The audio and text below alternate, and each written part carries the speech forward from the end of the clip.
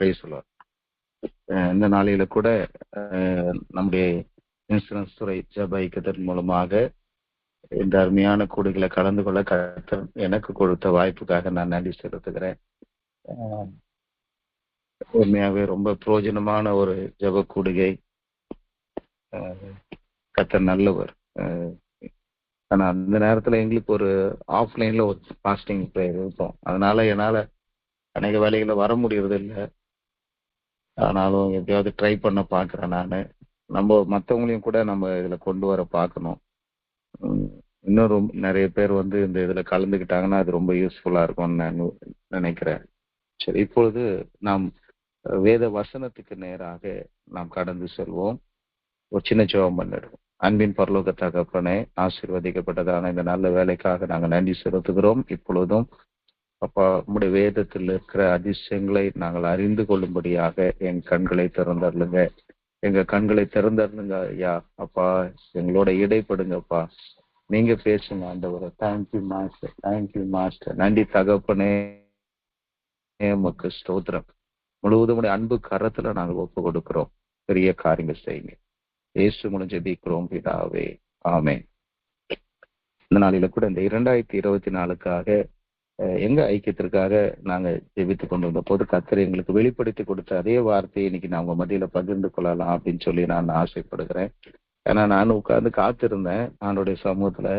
ஆண்டவரே, எங்க ஜெப ஐக்கியத்துல எங்க சகோதர சகோதரிகளுக்கு, அண்ணன்மாருக்கு, பெரியவங்களுக்கு நான் என்ன பேசணும் அப்படின்னு சொல்லி நான் காத்திருந்த போது ஆண்டவர் வந்து இந்த வார்த்தையும் வெளிப்படுத்தவே இல்லை. நான் ஆண்டவரே நீங்க புதுசா சொல்லி கொடுங்கன்னு சொல்லிதான் நான் கேட்டுட்டு இருந்தேன். ஆனா ஆண்டவர் திரும்ப இதே வார்த்தையை தான் ஆண்டவர் ஞாபகப்படுத்தினாரு.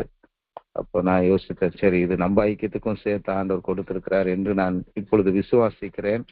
உண்மையாகவே அந்த வசனங்கள் நமக்கு ரொம்ப ஆசீர்வாதமாக இருக்கும். நாம் எடுத்துக்கொள்ளலாம். ஆதியாகமத்தின் புத்தகம் 26ஆம் அதிகாரம் 3வது வசனம். ஆதியாகமத்தின் புத்தகம் 26ஆம் அதிகாரம் 3வது வசனம். இந்த தேசத்திலே வாசம் பண்ணு, நான் உன்னோடு கூட இருந்து உன்னை ஆசீர்வதிப்பேன். நான் உனக்கும் உன் சந்ததிக்கும் இந்த தேசங்கள் யாவையும் தந்து உன் தகப்பனாகிய ஆபிரகாமுக்கு நான் இட்ட ஆணையை நிறைவேற்றுவேன். இந்த தேசத்திலே வாசம் பண்ணு, நான் உன்னோடு கூட இருந்து உன்னை ஆசீர்வதிப்பேன். இந்த வார்த்தையை தான் ஆண்டவர் இந்த 2024 எங்க ஊழியத்திற்காக, எங்க தனிப்பட்ட முறையில குடும்பங்களுக்காக நாங்க ஜெபித்த போது கர்த்தர் எங்களுக்கு கொடுத்தார். இந்த வார்த்தையை பெற்றுக்கொண்டு உண்மையாகவே ரொம்ப சந்தோஷப்பட்டோம். உலகத்திலேயே ஒரு பெரிய ஆசீர்வாதம், இந்த உலகத்திலேயே ஒரு பெரிய ஒரு வாக்கு தத்துவம் அப்படின்னு சொல்லி நான் விசுவாசிக்கிறேன். அது என்ன வாக்கு தத்துவம் தெரியுங்களா? கர்த்தர் நம்மோடு இருக்கிறார். கர்த்தர் நம்மோடு இருக்கிறார். ஆமென். கர்த்தர் இந்த ஆசீர்வாதத்தை கொடுப்பேன், பொருளை கொடுப்பேன், இந்த நிலத்தை கொடுப்பேன், வீட்டை கொடுப்பேன், பொண்ணை கொடுப்பேன், பொருளை கொடுப்பேன், இதெல்லாம் போயிடும். ஆனா அவர் அழியாத சொத்து, விலை மதிப்பில்லாத ஒரு ஆசீர்வாதம், என் ஆண்டவராகிய இயேசு கிறிஸ்துவுடைய பிரசன்னம், அவருடைய சமூகம் தான் நமக்கு ஒரு பெரிய ஆசீர்வாதம். பாருங்க, இயேசுவானுடைய பிறப்புலே பாத்தீங்கன்னா ஒரு பெரிய கிஃப்ட் ஆண்டவர் கொண்டதுலயே ஒரு பெரிய கிஃப்ட். நம்ம இந்த பிறப்பின் நாட்கள் அதிகமா பேசியிருப்போம். அவருடைய சமூகம், அல்லேலூயா, தேவ சமூகம், தேவ பிரசன்னம், இம்மானுவேலாக அவர் கடந்து வந்தார். அன்னைக்கு இந்த தத்துவத்தை பார்த்தீங்கன்னா ஆண்டவர் யாரோட பேசி அதை கொடுத்தார் என்று பார்த்தோம். ஆனால் ஈசாக்குக்கு அவர் கொடுக்கிறார். ஆபிரகாமுடைய நாட்களுக்கு பின்பாக ஈசாக்கின் சரித்திரத்தை வேதாகமம் நமக்கு சொல்லும் போது என் ஆண்டவர் கொடுத்த இந்த வாக்கு தத்தத்தை அது கூறுகிறது. இந்த தேசத்திலே வாசம் பண்ணு, நான் உன்னோடு கூட இருந்து உன்னை ஆசீர்வதிப்பேன். ஆனா அந்த வாக்கு தத்த வசனத்தை அவர் பெற்றுக்கொண்ட போது பாத்தீங்கன்னா அது எளிமையாக ஒரு கீழ்ப்படியக்கூடிய ஒரு சூழல்ல அந்த வாக்கு தத்த வசனம் அவருக்கு கொடுக்கப்படலை. ஈசாக்கு அந்த வசனத்தை மட்டும் நம்ம தனி வாசித்தோம்னா அது ரொம்ப எளிமையா இருக்கிற மாதிரிதான் இருந்தது. இந்த தேசமா இந்த இடத்துல இருக்க போறோம், ஆண்டவர் கூட இருக்க போறார், ஆச்சரியம் அப்படிதான் இருக்கு. ஆனா அந்த தேசத்தினுடைய அப்போதைய நிலைமை என்ன அப்படின்னு சொல்லி அதுக்கு முந்தைய வசனங்கள் நமக்கு வெளிப்படுத்துது. அதையும் சேர்த்து நாம் பார்க்கும்போது பாத்தீங்கன்னா, ஆதியாகமத்தின் புத்தகம் 26ஆம் அதிகாரம் 1வது வசனம், ஆபிரகாமின் நாட்களில் உண்டான பஞ்சத்தை இல்லாமல் பின்னும் ஒரு பஞ்சம் தேசத்தில் உண்டாயிற்று. அப்பொழுது ஈசாக்கு பெலிஸ்தருடைய ராஜாவாகிய அபிமெலேக்கினிடத்தில் கேராரூருக்கு போனான். அப்போதான் ஆண்டவர் அவனுக்கு தரிசனமாகி, கர்த்தர் அவனுக்கு தரிசனமாகி, நீ எகிப்துக்கு போகாமல் நான் உனக்கு சொல்லும் தேசத்திலே குடியிரு, இந்த தேசத்திலே வாசம் பண்ணு. அப்ப யோசித்து பாருங்க, இந்த தேசத்திலே வாசம் பண்ணுன்னு ஆண்டவர் ஒரு கட்டளை கொடுக்கிறார், கூட ஒரு ஆசீர்வாதத்தையும் அவர் வாக்கு பண்ணுகிறார். ஆனா அந்த தேசம் எப்படிப்பட்ட தேசம் தெரியுங்களா? அந்த நாட்களில பஞ்சத்தை அனுபவித்துக் கொண்டிருந்த ஒரு தேசம், பஞ்சத்தை பெற்றுக் கொண்டிருந்த ஒரு தேசம். அல்லேலூயா. அந்த நாட்கள் ஒரு பெரிய கொடிய பஞ்சம் அந்த தேசத்துல இருந்தது. அந்த தேசத்துல உணவுக்கு பஞ்சம், சரியான விளைச்சல் இல்லை, தண்ணி இல்லாத, ஏன்னா ஏற்கனவே அதெல்லாம் பாலைவன பகுதிகள் தான். இதுல சுத்தமா தண்ணியே இல்லைன்னா எப்படி இருந்திருக்கும் பாருங்க அந்த தேசம். ஒரு பஞ்சமான, ஒரு கடினமான, வறட்சியான ஒரு தேசத்துல என் தேவன் சொல்லுகிறார், தரிசனமாகி சொல்லுகிறார், இந்த தேசத்துல வாசம் பண்ண, இந்த தேசத்துல வாசம் பண்ண. ஆண்டவர் வெறுமனே ஒரு வாக்குத்தத்தத்தை அவனுக்கு கொடுக்கவில்லை, வெறுமனே சொல்லி அவனை ஆசீர்வதிக்கவில்லை. நான் உன்னோடு இருந்து உன்னை ஆசீர்வதிப்பேன் என்று அவர் வெறுமனே அவர் சொல்லவில்லை. அவர் சொல்லுகிறார், இந்த தேசத்திலே வாசம் பண்ணு, இந்த தேசத்திலே வாசம் பண்ணு, நான் உன்னோடு கூட இருந்து உன்னை ஆசீர்வதிப்பேன். உண்மையாகவே இந்த வார்த்தையை நாங்கள் பெற்றுக்கொள்ளும் போது எனக்கு இந்த தேசத்தினுடைய நிலைமை, நாம் இன்னைக்கு இருக்கிற இந்த இந்திய தேசத்தினுடைய நிலைமை என் கண் முன்பாக வந்தது. இந்த வார்த்தைகளை கர்த்தர் என்னோட பேசின போது இன்னைக்கு நான் வசிக்கிற பகுதியில, விசேஷமாக சென்னை பட்டணத்துல இருக்கிற நிலைமைகள் என் கண் முன்பாக வந்தது. இந்த வார்த்தையை கர்த்தர் என்னோட பேசின போது என் கண் முன்பாக நம்முடைய எல்ஐசி நிறுவனம் வந்தது. நீ யோசித்து பாருங்க, எல்ஐசியில கூட நம்ம பணியாற்றி கொண்டிருக்கிறோம். நம்ம எல்லாருக்கும் நல்லா தெரியும், 93 நான் சேர்ந்த போது இருந்த நிலைமை கொஞ்சம் கொஞ்சமா மாறி இன்னைக்கு பாருங்க, ரொம்ப இப்போ சடனா ரொம்ப பெரிய தலைகீழ் மாற்றம் போல எனக்கு தோன்றுகிறது. இன்னைக்கு யூனியன்லாம் செயலிழந்து போன ஒரு நிலைமை. எதுக்கும் நெகோசியேஷன் கிடையாது. எல்லாத்துக்குமே இஷ்டமா அதிகாரத்துல இருக்கிறவங்க செய்து போகக்கூடிய ஒரு சூழல் இன்னைக்கு நம்ம நிறுவனத்துல உருவாகி இருக்கிறது. நம்ம என்விரான்மெண்ட், அந்த பணி சூழல் என்பது மிகவும் ரொம்ப சேஞ்சான ஒரு நிலையில நாம் வாழ்ந்து கொண்டிருக்கிறோம். ஆனா இந்த சூழ்நிலையில என் ஆண்டவர் அருமையா ஒரு காரியத்தை நமக்கு வாக்கு பண்ணுகிறார். இப்ப எந்த சூழ்நிலையில இருந்தாலும் பரவாயில்ல, நீங்க எந்த சூழ்நிலையில வைக்கப்பட்டிருந்தாலும் பரவாயில்ல. ஒருவேளை கடினமான ஒரு சூழ்நிலையா இருக்கலாம், ஒருவேளை அது வறட்சியான ஒரு சூழ்நிலையா இருக்கலாம், ஒருவேளை அது உங்களுக்கு ரொம்ப மன அழுத்தத்தை கொண்டு வருகக்கூடிய ஒரு சூழலாக அது காணப்படலாம். ஆனாலும் என் தேவன் இன்னைக்கு நமக்கு கொடுக்கிற ஒரு வாக்குத்தத்தம், இந்த தேசத்தில் வாசம். எந்த இடத்துல எந்த சூழல்ல நீங்க வைக்கப்பட்டிருக்கிறீங்களோ அதே இடத்துல கர்த்தர் உங்களை இருத்தி பார்க்க விரும்புகிறார். அதே இடத்துல கர்த்தர் நம்மை பொருத்தி அதே இடத்துல நாம் வாசம் பண்ணி அந்த ஆசீர்வாதத்தை, கர்த்தருடைய நன்மையை ருசிக்க அவர் எதிர்பார்த்து இருக்கிறார். அல்லேலூயா. இந்த தேசத்தில் வாசம் பண்ணு, இந்த தேசத்தில் வாசம் பண்ணு.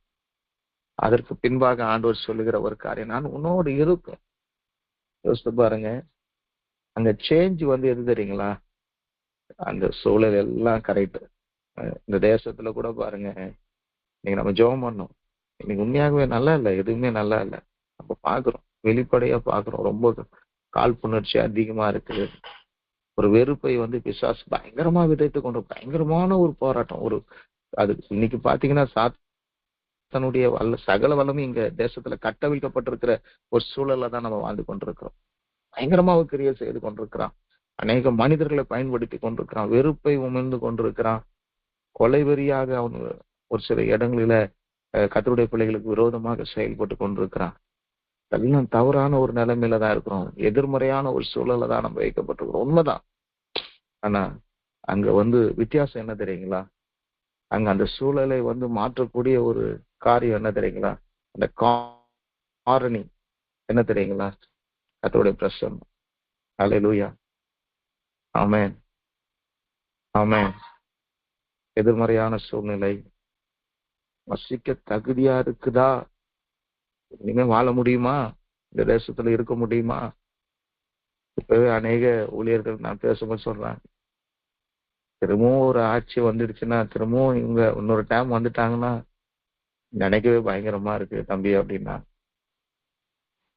எதிர்காலம் கொஞ்சம் இருட்டா இருக்கிற மாதிரி தான் தெரியுது.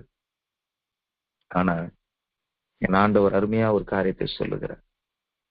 இந்த தேசத்திலே வாசமா, இந்த தேசத்திலே வாசமா, இது எல்லாவற்றையும் மாற்றக்கூடியவர், இந்த சூழல் எல்லாவற்றையும் அடக்கி ஆளக்கூடியவர், இந்த சூழலில் மேலமாக, இந்த சூழ்நிலைகள் மேலாக நமக்கு வெற்றி அளிக்கக்கூடியவர் இன்னைக்கு நம்மோட வந்து கொண்டிருக்கிறார்.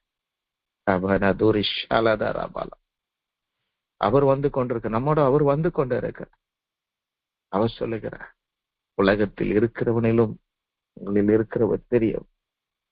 ஆமென். 1 யோவான் 4:4 அவர் நம்மோட வந்து கொண்டிருக்கிறார். பெரியவராக வந்து கொண்டிருக்கிறார். சர்வ வல்லமையுள்ளவர் நம்மோட வந்து கொண்டிருக்கிறார். நான் அவன் கூட இருப்பேன்னு சொல்றேன். நான் அவன் கூட இருப்பேன். அவன் கூட இருப்பேன்.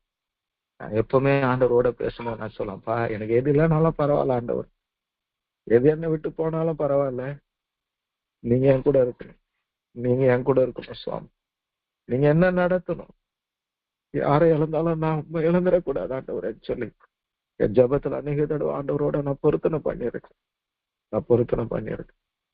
ஏன்னா நமக்கு வருகிற எந்த நிலைமையும் மாற்றக்கூடியவர் நம்மோட இருந்தா நம்ம எதுக்கும் பயப்பட வேண்டிய அவசியமே கிடையாது.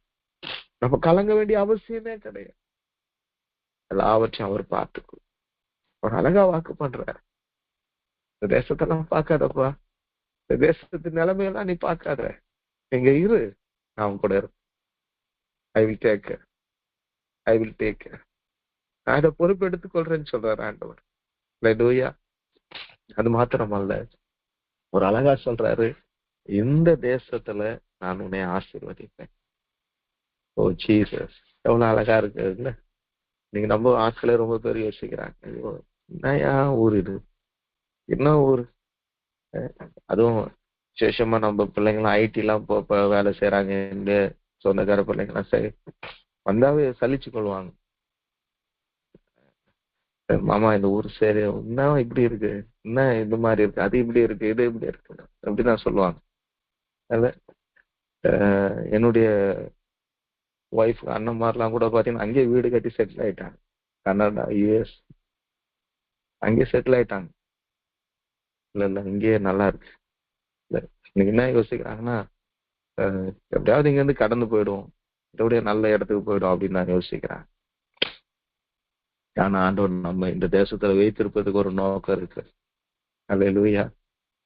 ஆமென். ஆமென். அல்லேலூயா. சத்துரு வெள்ளம் போல வரும்போது ஆவியானவர் கொடியேற்றுவார். ஆனா இந்த தேசத்துல அவருடைய சித்தத்தை நிறைவேற்றணும், அவருடைய பிள்ளைகள் மூலமா தான் அவர் அதை நிறைவேற்ற முடியும். ஆமென். அவர் இந்த தேசத்துல ஒரு காரியத்தை நம்ம மூலமா தான் அவர் செய்ய போகிறார்.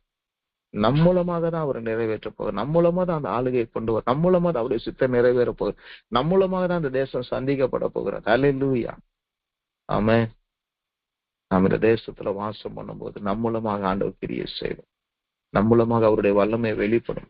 நம் மூலமாக அவருடைய மகிமை வெளிப்படும். அல்லேலூயா. நம் மூலமாக இந்த தேசத்துக்கு ஆசீர்வாதம் கடந்து வரும். பிரியமானவர், இந்த தேசத்தில் வாசம், நான் இந்த தேசத்தில் உன்னை ஆசீர்வதிப்பேன். அமெரிக்காவுல கொண்டு போய் ஆசீர்வதிக்கு ரொம்ப எளிமையான காரியம். நம்ம ஏன் விசுவாசம் அதுதான். அமெரிக்க தேசத்துல போயிட்டு இந்தியா அளவுக்கு சம்பாதிக்கிறது, இந்தியாவுல இவ்வளவு சம்பாதிச்சுட்டு இவ்வளவு பணம் அது பெரிய காரியம் கிடையாது. என் தேசத்துல நான் சொல்லுவேன், அப்பா நீ அங்க சம்பாதிக்கிறத இந்த தேசத்துல எனக்கு ஏசு கொடுக்க. ஆமே, அதான் அவருடைய ஆசீர்வாதம். இந்த தேசத்திலேயே அந்த டாலருக்கு ஈக்குவலான பணத்தை நீ உண்மையாகவே கொடுத்து கொண்டிருக்கிற யோசித்து பார்க்கிறேன். என்னுடைய படிப்புலாம் ரொம்ப இல்லை. என்னுடைய வாழ்க்கையில படிப்புல ரொம்ப தோல்வியானவன் நான் தான். 10th ஃபெயில், +2 கூட ஃபெயில் தான். +2 ஃபெயில் ஆயிட்டு தான் நான் எல்ஐசியில வந்து சப்ஸ்டாஃபாக நான் ஜாயின் பண்ணேன். ஆனா அதுக்கப்புறம் டிகிரி முடிக்க, எம்பிஏ முடிக்கலாம் ஆண்டவர் உதவி செய்தார். அவர் நடத்தினார். ஆனா எனக்கு யோசித்து பாக்குறேன், ஒரு 10th +2 ஃபெயில் ஆன நான் பாத்தீங்கன்னா இன்னைக்கு என்னுடைய கூட இருக்கிற மக்கள், இப்போ புதுசா சேர்ந்து இருக்கிற பிள்ளைங்க எல்லாம் பாத்தீங்கன்னா பிஇ முடிச்சுட்டு எம்பிஏ முடிச்சுட்டுலாம் வந்து நம்ம கூட நம்ம கீழே பணியாற்றி கொண்டிருக்கிறாங்க. ஆச்சரியமா இருக்கு. ஆண்டவரே எவ்வளவு கிருபை, ஆண்டவரே எவ்வளவு கிருபை. ஆமென். அப்போ எந்த நிலைமையும் கர்த்தர் நம்மை அதுக்காக தான் அதை சொல்ல வருகிறேன். எந்த நிலைமையும் கர்த்தர் நம்மை ஆசீர்வதிக்கிறது தடையே கிடையாது. எந்த சூழலும் அவருக்கு கடினம் கிடையாது. அவருக்கு நமக்கு ஒருவேளை இதெல்லாம் கஷ்டமா ரொம்ப கடினமானது, ஐயோ இன்னைக்கு இந்த நிலைமை எப்படி ஆயிடுச்சு, இது இப்படி நடக்குது அப்படின்னா ஆண்டவருக்கு ஒண்ணுமே கிடையாது. அதெல்லாம் அல்லேலூயா. எதுவும் அவருக்கு கடினமானது கிடையாது. எதுவும் அவரால மாற்ற முடியாதது கிடையாது. எதுவும் அவருக்கு மேலானது கிடையாது. எல்லாம் அவருக்கு சகல அதிகாரமும் என் ஆண்டவராகிய இயேசு கிறிஸ்துவுக்கு கொடுக்கப்பட்டிருக்கிறது. புரியுமா? இந்த தேசத்துல கர்த்தர் நம்மை ஆசீர்வதிக்க அவர் உண்மை உள்ளவராய் இருக்கிறார். அல்லேலூயா. Praise the lord. சரி, இந்த தேசத்துல வாசம் பண்ணு, நான் உன்னோடு கூட இருந்து உன்னை ஆசீர்வதிப்பேன். ஆண்டவர் நம்மோடு இருப்பதினால நம்ம எல்லாருக்கும் தெரிஞ்ச ஒரு சில வசனங்களை தான் நான் உங்க முன்னாடி வைக்க போகிறேன். நம்மோடு இருப்பதினால கர்த்தர் நமக்கு கொடுக்கிற ஒரு சில வாக்கு தத்தங்களை, ஒரு சில ஆசீர்வாதங்களை இன்னைக்கு நான் உங்க முன்பாக வைக்க போகிறேன். முதலாவதாக பாத்தீங்கன்னா, இதே ஆதியாகமத்தின் புத்தகம் 28ஆம் அதிகாரத்துல யாக்கோபோட ஆண்டவர் பேசுகிறதை நான் உங்க முன்பாக வைக்க விரும்புகிறேன். 28ஆம் அதிகாரம் 15வது வசனம். நான் உன்னோடு இருந்து நீ போகிற இடத்திலெல்லாம் உன்னை காத்து இந்த தேசத்துக்கு உன்னை திரும்பி வர பண்ணுவேன். நான் உனக்கு சொன்னதை செய்யும் அளவும் உன்னை கைவிடுவது. எஸ், ஆண்டவர் நம்ம கூட இருந்து ஆசீர்வதிக்கிறேன். ஸோ அவர் எப்படி ஆசீர்வதிப்பார் அப்படின்னு சொல்லி பார்க்கும்போது, நம்மோடு கூட இருந்து அவர் சொன்னதை அவர் நிறைவேற்றுவார். ஒரு வாக்கு தந்ததை நிறைவேற்றுவார். கைவிடாமல் நம்மை நடத்துவார். எதுக்கு அவர் நம்ம கூட இருக்கிறாரு? இயேசு என்னோடு இருக்கிறார். இயேசு உங்களோடு இருக்கிறார். அவருடைய பிரசன்னம் நம்மோடு இருக்கிறது. அவர் மாறாதவர். அவர் நம்ம கூட இருக்கிறார். எதற்கு இருக்கிறார்? அவர் சொன்னதெல்லாம் நிறைவேற்றும்படியா இருக்கிறார். சொன்னதெல்லாம் செய்து முடிக்கும்படியா இருக்கிறார். சொன்னதெல்லாம் அப்படியே நிறைவேற்றி கொடுக்கும்படியாய் அவர் இருக்கிறார். அல்லேலூயா, அல்லேலூயா. சொன்னதை செய்யும் அளவு நான் உன்னை கைவிடுவதில்லை. இன்னைக்கு ஒரு ஆபிரகாம் 75வது வயதுல வாக்கு தத்தம் பண்ணினார். அல்லேலூயா. நான் உன்னை ஆசீர்வதிக்கவே ஆசீர்வதித்து பெருகுவேன், பருக பண்ணுவேன். ஆமென். அல்லேலூயா. அதிகாரம் 12ஆம் அதிகாரத்துல தேவன் அவரை அழைத்த ஆசீர்வாதத்தை கொடுக்கும் போது பாத்தீங்கன்னா, அவர் எல்லாவற்றையும் விட்டுதான் அவர் பின்பாக கடந்து வருகிறார். ஆமென். நான் உன்னை பெரிய ஜாதியாக்கி, 2வது வசனம், உன்னை ஆசீர்வதித்து உன் பேரை பெருமைப்படுத்துவேன். நீ ஆசீர்வாதமாய் இருப்பாய். உன்னை ஆசீர்வதிக்கிறவர்களை ஆசீர்வதிப்பேன், உன்னை சபிக்கிறவர்களை சபிப்பேன். பூமியில வம்சம் எல்லாம் உனக்குள்ள ஆசீர்வதிக்கப்படும். அத வாக்கு பண்ணுகிறார். ஆனா கடைசி வரைக்கும் அந்த வாக்கு தத்தத்துல அவர் உண்மையுள்ளவராயிருந்தார். கர்த்தர் உண்மையுள்ளவராயிருந்தார். அவர் உண்மையுள்ளவராயிருந்து அந்த வாக்கு தத்தத்தை நம்முடைய விசுவாசின் தகப்பனாகி ஆபிரகாமுடைய வாழ்க்கையில் அதை நிறைவேற்றி கொடுத்தார். ஒரு யாக்கோபு அவருடைய வாழ்க்கையில பாருங்க, அவன் வெறும் கையாய் அந்த ஆற்றை கடந்து போகிறான். ஒரு கோல் ஒரு தடியோட கடந்து போகிறான். கோலும் தடியுமாக கடந்து போகிறான். ஆனா 2 பரிவாரங்களோட என் தேவன் அவர் சொன்னது போலவே எல்லாவற்றையும் இடம் கொண்டு பெருகுவாய். ஆமென். உன்னை நான் உன் கூட இருந்து உன்னை ஆசீர்வதிப்பேன், உன்னை திரும்பி வர பண்ணுவேன்னு சொன்ன கர்த்தர் அப்படியே ஆசீர்வாதத்தோட பரிவாரங்களோட அவனை திரும்பி வர பண்ண. சொன்ன சொல் மாறவே இல்லை. சொன்னதை நிறைவேற்றி கொடுத்தார். பிரியமானவர்களே, என்னைக்கு என்னுடைய வாழ்க்கையில, உங்களுடைய வாழ்க்கையில, உங்க குடும்பத்தை குறித்து, உங்க சந்ததியை குறித்து என் தேவன் என்ன சொல்லி இருக்கிறாரோ அதை செய்ய வல்லவர், அதை நிறைவேற்ற வல்லவர். அல்லேலூயா. என் வாழ்க்கையில ஒரு சாட்சி உண்டு. என்னுடைய தகப்பனார் ஆண்டவரை அறிந்து கொண்ட போது பாத்தீங்கன்னா அவருக்கு 48 வயசு. அதுக்கப்புறம் ஒரு 5 வருஷம் தான் எங்க அப்பா எங்க கூட இருந்தாங்க. 48 வருஷத்துல பாத்தீங்கன்னா எங்க அப்பாவை நான் நினைவு தெரிஞ்சு நான் பார்த்து போதையில தான் பார்த்திருக்கேன். எப்பவுமே குடிச்சிட்டு இருப்பாங்க. 10 மணிக்கு நைட்டு என்னை எழுப்பி, அவருக்கு போதை குறைஞ்சிருச்சுன்னா எழுப்பி போயிட்டு சாராயம் வாங்கிட்டு வா. அப்ப கடாமார்க் சாராயம்னு ஒண்ணு உண்டு. ஒரு சொம்ப கொடுத்து போயிட்டு வாங்கிட்டு வா, 100 மில்லி வாங்கிட்டு வா, 200 மில்லி வாங்கிட்டு வா. நைட்ல 10 மணிக்கு 10 வயசு பையன் நான் எழுப்பி அனுப்புவார், அடிப்பாரு. ரொம்ப வேதனைப்பட்டிருக்கிறோம். இவரு இல்லாம போயிடலாமேன்னு சொல்லி கவலைப்பட்டிருக்கோம். ஆனா அந்த ஒரு முரட்டு சுவாபம் உள்ள மிலிட்ரி மேன், குடிகாரு, அவரு ஆண்டவர் சந்தித்தார். 48 வயசுல ஒரு குழந்தை மாதிரி எங்க அப்பா மாறிட்டார். ஐயோ, இப்படி ஒரு தகப்பன் இருக்கக்கூடாதேன்னு சொல்லி நான் யோசித்தேன். ஆனா ஒரு தகப்பனா இப்படி அல்லவா இருக்க வேண்டும்ன்ற அளவுக்கு இயேசு அவரை மாற்றிட்டார். அவருடைய அன்பு உள்ள வந்தது, அவருடைய அபிஷேகம் உள்ள வந்தது. குழந்தை மாதிரி மாறிட்டாரு. ஒரு நேச வச்சிருப்பாரு, பயங்கர முரட்டா இருப்பாரு. ஆனா அப்புறம் பாத்தீங்கன்னா ரொம்ப சந்தோஷம். எங்க வாழ்க்கையில ஒரு தகப்ப எப்படி இருக்கக்கூடாது அப்படி இருந்தாரு. ஆனா ஒரு தகப்ப எப்படி இருக்கணுமோ அப்படி ஒரு பரலோகம் மாதிரி மாறிடுச்சு எங்க வீடு. அப்படி எங்க கூட இருந்தார். எங்க அப்பாவுக்கு வந்து 7 பிள்ளைங்க. நான் முதல்ல, அப்புறம் எனக்கு 4 தங்கச்சி, அப்புறம் ஒரு தம்பி ஒரு தங்க. 5 பொம்பளை பிள்ளைங்க. அதான் எங்க அப்பா வந்து எங்க அம்மாவுடைய அண்ணனை ஆண்டவருக்குள்ள நடத்தினாரு. நாகப்பன் அவருடைய பேர். அவர் ஆண்டவருக்குள்ள நடத்தினாரு. அவங்க 2 பேரும் சர்ச்சுக்கு போகும்போது பேசிட்டு போகும்போது நான் விளையாட்டா பேசிக்குவாங்க. நின்று பேசிக்கும் போது நாங்கெல்லாம் சேர்ந்து குடும்பமா இருக்கும்போது பேசுனதை நான் கேட்டிருக்கிறேன். மச்சான் ராபர்ட், 5 பொம்பளை பிள்ளைங்க எப்படா காப்பாத்த போற, என்னடா சகத்து வேடா, என்ன பண்ணுடா அப்படி இப்படின்னு சொல்லி பேசிக்குவாங்க. அப்போ எங்க அப்பா சொன்ன ஒரு வார்த்தை எனக்கு ரொம்ப சந்தோஷமா இருந்தது. ரொம்ப அதுக்காக நான் ஆண்டவரை ஸ்தோத்திரம் சொன்னேன். கர்த்தர் எனக்காக, எனக்கு ஆண்டவர் கொடுத்திருக்கிற வாக்குத்தத்தம் என்ன தெரியுமா மச்சான்? எனக்கு ஆண்டவர் கொடுத்திருக்கிற வாக்குத்தத்தம், கர்த்தர் எனக்காக யாவையும் செய்து முடிப்பார்.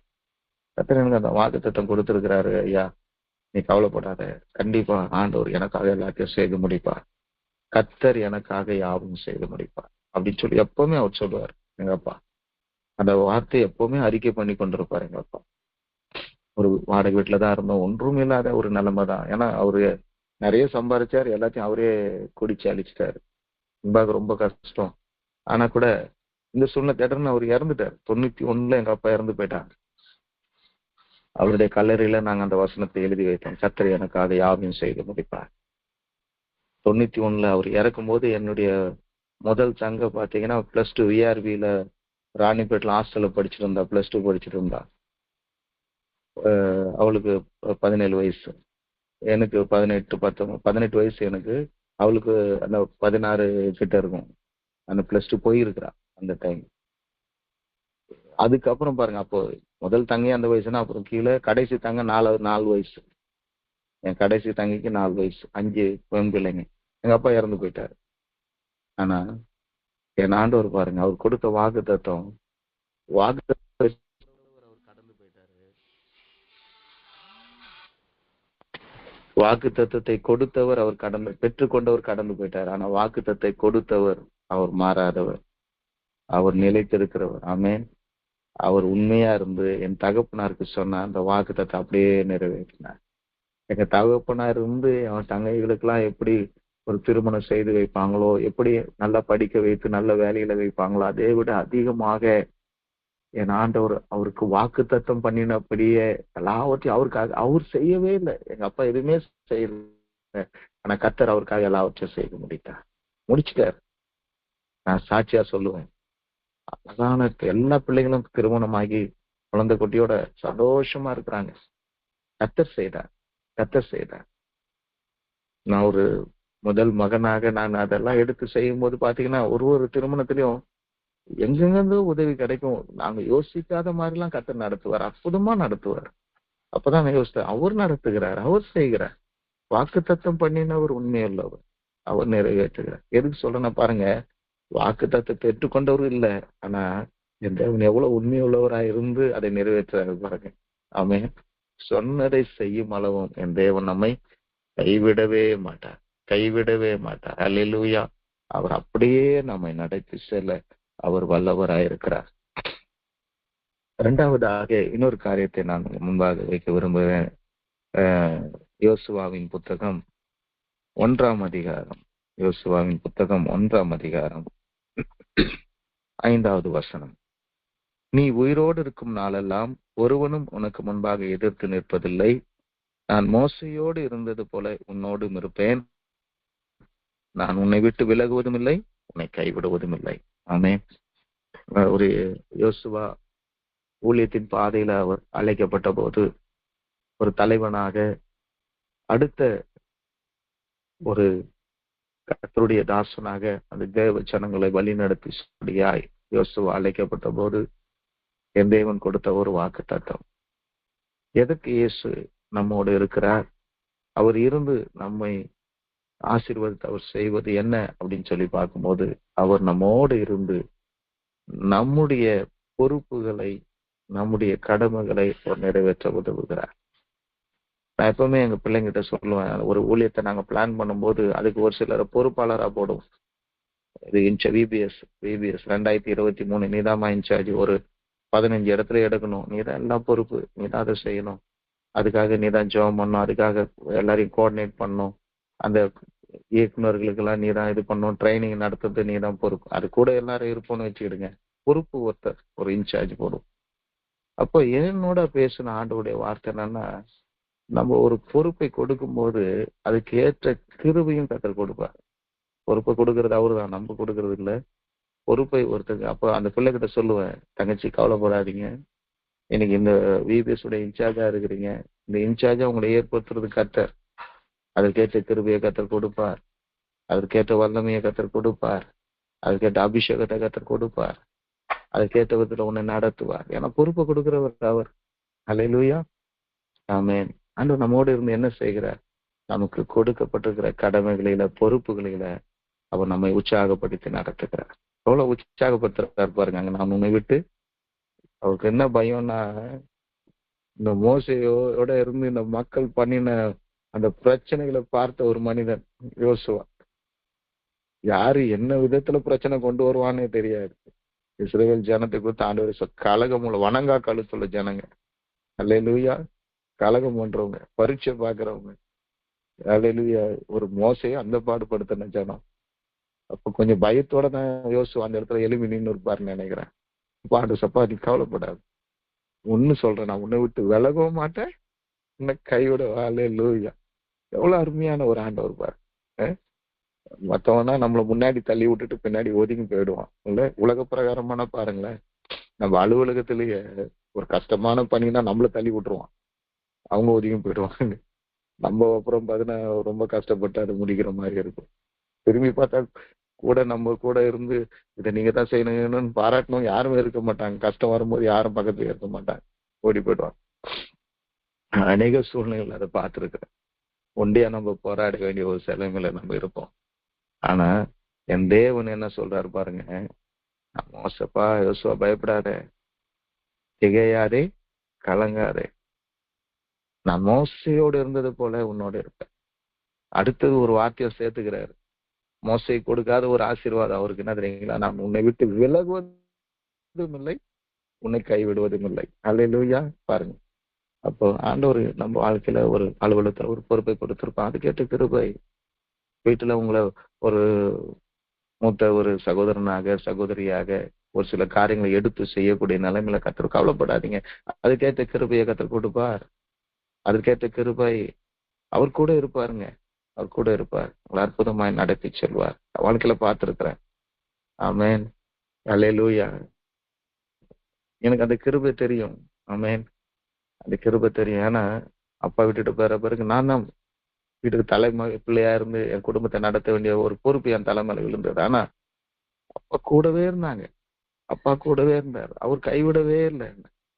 அவருக்கு நான் எப்பவுமே ஜெபம் பண்ணேன், ஆண்டவரே, இந்த உலக பிரகாரமான தகப்பனும் எனக்கு கிடையாது, எனக்கு பரலோக அப்பாவும் நீங்க தான், உலக பிரகாரமாவும் இங்க உலகத்துல நீங்க தான் எனக்கு அப்பா, நீங்க தான்ப்பா செய்யணும் அப்படின்னு சொல்லும் போது ஓ கிருபையா கத்தர் எனக்கு இறங்கி இருக்க, அவ்வளவு அருமையா கத்தர் என்னை இறக்கம் பாராட்டி நடத்தி இருக்க. ஒரு இடத்துல கத்தர் என்னை வெக்கப்படுத்த விட்டதில்லை, ஒரு இடத்துல கத்தர் என்னை கைவிட்டதை நான் பார்த்ததே. அவ்வளவு அருமையாக கத்தர் என்னை நடத்தி இருக்க. அதே தெய்வம் நம்ம கூட வந்து கொண்டிருக்கிறார். அவர் நம்ம கூட இருக்கிறார்னா ஒண்ணு தெரியும், நம்ம பொறுப்புகள் அவர் நமக்கு உதவி செய்வார், நம்முடைய காரியங்களை கத்தர் நமக்கு உதவி செய்வார், அவர் நம்மை நடத்துவார், அற்புதமாய் நடத்துவாருங்க, அற்புதமாய் நடத்துவார். ஆமென். அது ஒரு வித்தியாசமான ஒரு கிருபை பாருங்க. அந்த பொறுப்புக்கு ஏற்ற ஒரு வல்லமை நம்ம கூட வரும், ஒரு மேன்மையை கத்தர் கொடுக்கும். இந்த அருமையான யோசுவாவுக்கு நடந்ததை பார்க்கிறோம்.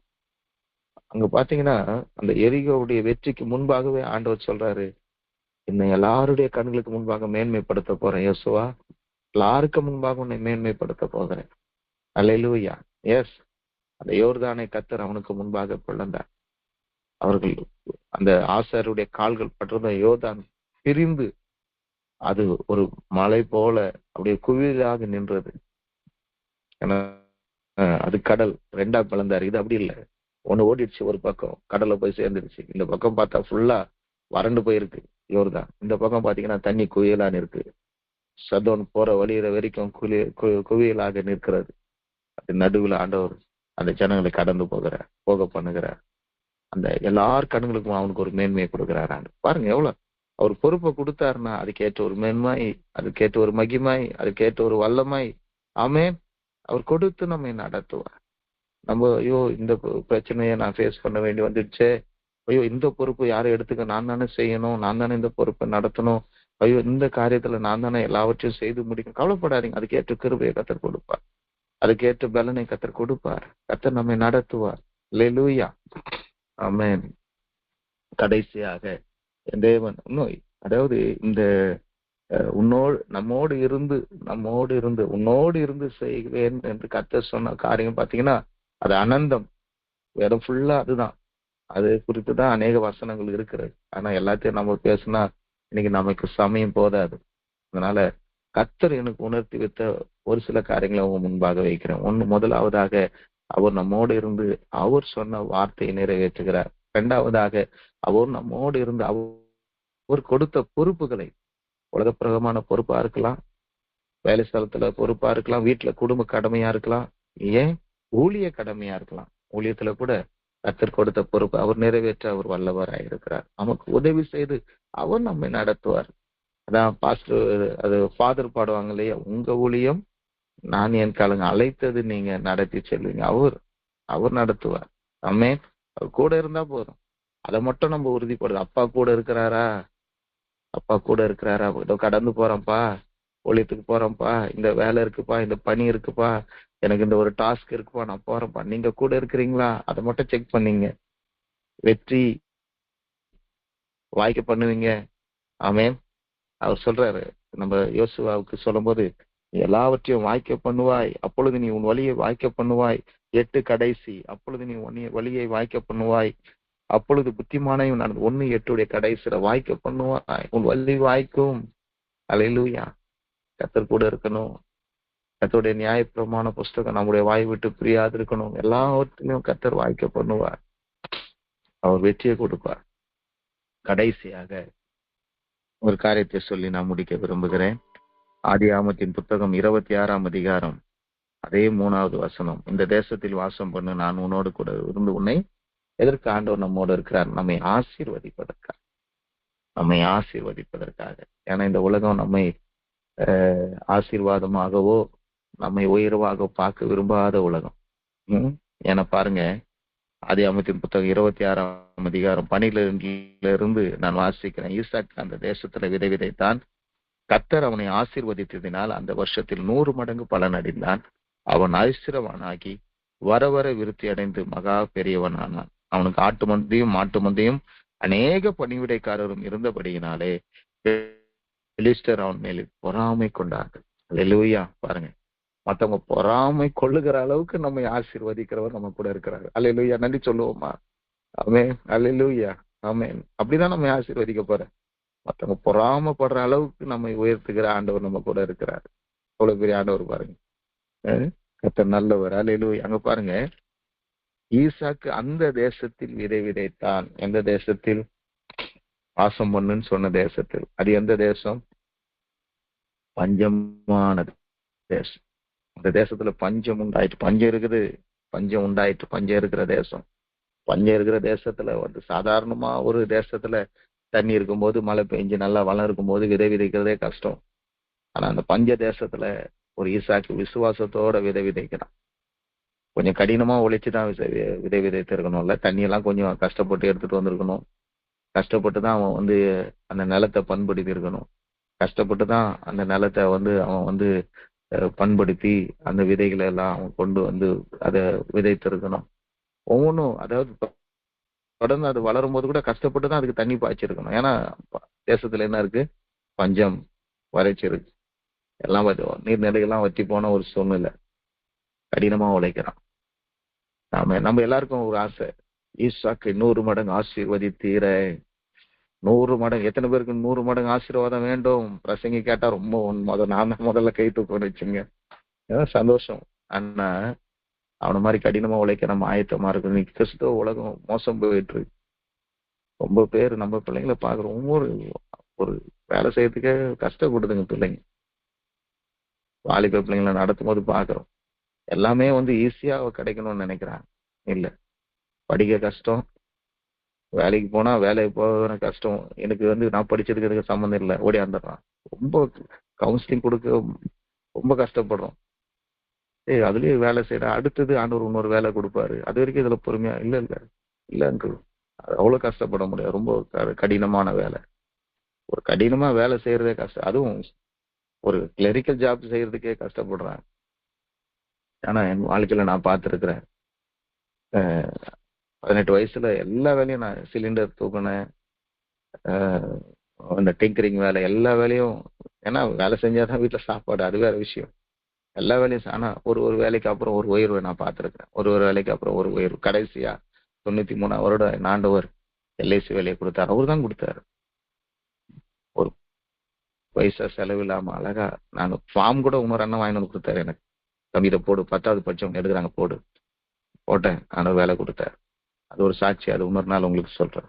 கர்த்தர் அற்புதமாய் நடத்தினார். அப்போ நமக்கு கொடுக்கப்பட்ட பணியை நாம் உண்மையா செய்யும் போது, நமக்கு கொடுக்கப்பட்ட வேலையை நம்ம உண்மையா செய்யும் போது, அது கடினமான வேலையா இருந்தா கூட கடினமா அதை நம்ம செய்யும் போது, கடினமான சூழ்நிலையில கூட கர்த்தருக்கு பிரியமா வேலை செய்யும் போது, நான் சொல்லுவேன், அந்த இடத்துல மற்றவங்களுக்கு எல்லாம் 1 மடங்கு ஆசீர்வாதம், நான் உங்களுக்கு 100 மடங்கு ஆசீர்வாதத்தை கர்த்தர் கொடுப்பேன். அதான் வித்தியாசம். அவனும் கஷ்டப்படுறான், நானும் கஷ்டப்படுறேன். என்ன வித்தியாசம்னா, உன் ஆசீர்வாதம் வித்தியாசமா இருக்கும், ஆசீர்வாதம் பெருசா இருக்கும், ஆசீர்வாதம் மகிமையா இருக்கும். அல்லேலூயா. மற்றவங்கள பார்க்காதீங்க. இன்னைக்கு எல்ஐசில இருக்கிற அநேக சகோதரி என்ன பண்ணுவாங்க, அவங்க ஆட்சியில் இவன் இதுதான் பிரச்சனை. எங்க ஆபீஸ் ரொம்ப பெரிய பிரச்சனை என்னன்னா, பாதி பேர் வேலை செய்யாம மற்றவங்கள பார்த்துட்டே இருப்போம். அந்த மாதிரி ஒரு சூழ்நிலை, ஒரு கலாச்சாரம் இருக்கு. நம்ம அவங்களெல்லாம் பார்த்தா நம்ம என்ன பண்ண முடியாது, அந்த 100 மடங்கு ஆசீர்வாதத்தை பெற்றுக்கொள்ளவே முடியாது. அல்லது என் ஆசீர்வாதம் வித்தியாசம், என் ஆசீர்வாதம் பெருசு, என் ஆசீர்வாதம் மேலானது. நான் இவங்களோடலாம் போட்டி போடுறதுக்கு ஒண்ணுமே கிடையாது. ஆமென். நான் வேலை செஞ்சா எனக்கு 100 மடங்கு ஆசீர்வாதத்தை கொடுக்கிறவர் ஒருவர் இருக்கிறார். ஆமென். நான் என் சூழ்நிலையில நான் உண்மையா வேலை செய்ய போறேன், உற்சாகமா வேலை செய்ய போறேன், கடினமா வேலை செய்ய போறேன். கர்த்தர் எனக்கு 100 மடங்கு ஆசீர்வாதத்தை கொடுக்க போகிறார். மற்றவங்க பொறாம கொள்ற அளவுக்கு கர்த்தர் உயர்த்திருக்கிறார். நம்ம எல்லாரையும் அப்படி உயர்த்த போகிறார். அல்லேலூயா. அதை நோக்கி நாம் கடந்து செல்வோம். கர்த்தர் நம்மோடு இருந்து செய்யும் காரியம் பயங்கரமா இருக்கும். கர்த்தர் தாமே இந்த வார்த்தைகளை ஆசீர்வதிப்பாராக. இந்த வார்த்தைகளை அப்படியே நம் மீதும் நம்முடைய பிள்ளைகள் மீதும் கொண்டு வந்து பலிக்க பண்ணுவாராக. கர்த்தருக்கே மகிமை. Amen, amen. Praise the lord. Thank you brother. இந்த அருமையான ஆண்டோட வார்த்தையை அவருடைய சாட்சியோடு பகிர்ந்து கொண்டதற்காக